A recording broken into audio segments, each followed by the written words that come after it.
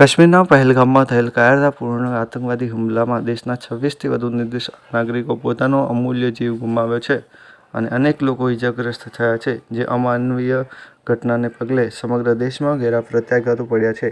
સમગ્ર દેશમાં શોક સાથે આક્રોશ જોવા મળી રહ્યો છે. દેશમાં ઠેર ઠેર વિરોધ પ્રદર્શન થઈ રહ્યા છે. જે ઘટના માટે શોક વ્યક્ત કરતા આતંકવાદના ઘોર વિરોધ રૂપે લખતર શહેરના મૌન રેલીનું આયોજન કરવામાં આવ્યું હતું. લખતર શહેરના અવગમણા દરવાજાથી મૌન રેલીનું પ્રસ્થાન કરવામાં આવ્યું હતું. જે મૌન રેલી શહેરની મેન બજાર, મોચી બજાર, ખોડિયાર માની ડેરી, હવેલી ચોક, ગાંધી ચોક થઈને આથમણા દરવાજા ખાતે મૌન રેલી શાંતિપૂર્વક સંપન્ન કરવામાં આવી હતી.